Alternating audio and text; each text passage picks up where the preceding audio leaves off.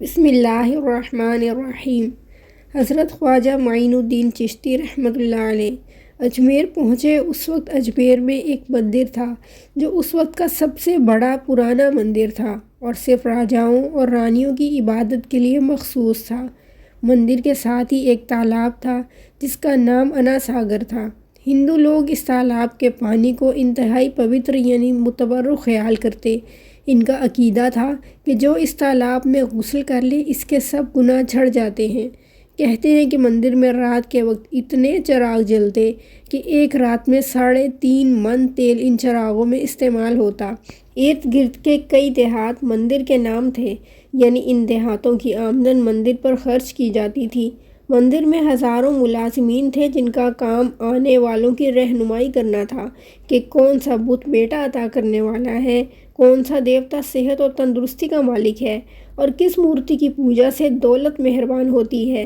حضرت خواجہ معین الدین چشتی رحمۃ اللہ علیہ اس مندر میں تشریف لے گئے اور انا ساگر سے کچھ فاصلے پر چٹائی بچھا کر اپنے مریدوں کے ہمراہ بیٹھ گئے۔ عصر کا وقت تقریباً ہوا ہی چاہتا تھا، لہٰذا آپ رحمۃ اللہ علیہ نے حضرت قطب الدین بختیار کاکی سے آذان دینے کا کہا۔ یہ کفر و شرک کے گڑھ اجمیر میں اللہ تعالیٰ کی وحدانیت اور حضرت محمد صلی اللہ علیہ وآلہ وسلم کی رسالت کا اعلان تھا۔ وہاں کوئی بھی مسلمان نہ تھا، چنانچہ اذان کی آواز سن کر وہاں کے لوگ حیران ہوئے اور اپنے گھروں سے نکل آئے۔ سب مسلمانوں نے انا ساگر کے پانی سے وضو کیا اور باجماعت نماز پڑھنا شروع کر دی۔ سب ہندو حیران رہ گئے کہ سب بھگوان تو اندر ہیں، تو یہ لوگ صحن میں کس بھگوان کو سجدہ کر رہے ہیں؟ جب شام ہوئی تو راجا کے اونٹ جو دن میں چرنے کے لیے گئے تھے اپنے چرواہوں کے ساتھ واپس آنے لگے۔ اتفاق سے جہاں حضرت خواجہ معین الدین چشتی رحمۃ اللہ علیہ اپنے ساتھیوں کے ساتھ بیٹھے تھے وہ جگہ راجا کے اونٹوں کے بیٹھنے کی جگہ تھی۔ چرواہوں نے حضرت خواجہ معین الدین چشتی سے کہا کہ اٹھو بابا، اونٹوں کے بیٹھنے کی جگہ خالی کرو۔ آپ نے فرمایا اتنا میدان خالی پڑا ہے، اونٹ تو کہیں بھی بیٹھ جائیں گے، کیوں مسافروں کو تنگ کرتے ہو؟ وہ نہ مانے اور مسلسل اصرار کرتے رہے کہ اونٹ اسی جگہ بیٹھیں گے۔ آخر آپ نے اٹھتے ہوئے حضرت قطب الدین بختیار کاکی رحمۃ اللہ علیہ سے فرمایا، اٹھو قطب الدین، یہ کہہ رہے ہیں کہ یہ اونٹوں کے بیٹھنے کی جگہ ہے تو چلو اونٹ ہی بیٹھے رہیں۔ یہ کہہ کر آپ اپنے ساتھیوں سمیت وہاں سے اٹھ گئے۔ اگلی صبح جب چرواہوں نے اونٹوں کو چرنے کے لیے اٹھانا چاہا تو انہیں پتہ چلا کہ اونٹ اپنی جگہ جمے بیٹھے ہیں۔ ہزار کوشش کے باوجود بھی اونٹ نہ اٹھے۔ چرواہے پریشان ہو گئے۔ انہیں خیال آیا کہ کل اس مسافر فقیر نے کہا تھا کہ چلو اونٹ ہی بیٹھے رہیں۔ لوگ اکٹھے ہونا شروع ہو گئے۔ کوئی کہہ رہا تھا فقیر ایک جادوگر ہے اور کسی نے خیال ظاہر کیا کہ وہ کوئی بھگوان کا اوتار ہے۔ یہ بات راجا تک پہنچ گئی۔ راجا نے حضرت معین الدین چشتی رحمۃ اللہ علیہ کو پیغام بھیجا کہ تم کیسے فقیر ہو جو بے زبانوں کو باندھ رکھا ہے، یہ بیچارے بھوک اور پیاس سے مر ہی جائیں گے، اس لیے مہربانی کر کے اپنا جادو واپس لے لو۔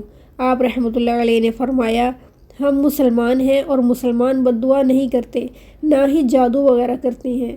جاؤ کہو کہ اللہ کے حکم سے اٹھ کھڑے ہوں۔ اب جو جا کر اٹھایا تو اونٹ پہلی بار میں ہی اٹھ بیٹھے۔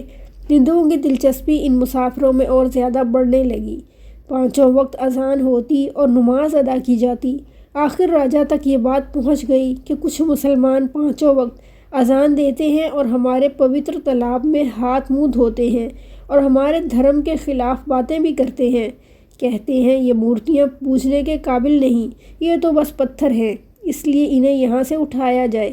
راجا نے فقیروں کو پیغام بھجوایا کہ تم لوگ گوشت کھاتے ہو، ہمارے دھرم کے خلاف بولتے ہو، اور تو اور ہمارے پاک تالاب کو اپنے ہاتھ ڈال کر ناپاک کرتے ہو، جو ہم برداشت نہیں کر سکتے، اس لیے تم لوگ یہاں سے چلے جاؤ۔ آپ رحمۃ اللہ علیہ نے فرمایا کہ اور بھی تو اتنی دنیا آتی ہے، ہمارے پانی لے لینے سے کون سا کوئی کمی آ جائے گی؟ لیکن وہ کہنے لگا کہ وہ سب ہمارے اپنے دھرم کے لوگ ہیں اور تم دوسرے دھرم کے ہو، آئندہ تم لوگوں نے تالاب کو ناپاک کیا تو ہم سختی سے پیش آئیں گے۔ آپ رحمۃ اللہ علیہ نے حضرت قطب الدین بختیار کاکی رحمۃ اللہ علیہ سے فرمایا قطب الدین، شاید یہ لوگ آئندہ ہمیں پانی لینے پر کوئی فساد برپا کر دیں۔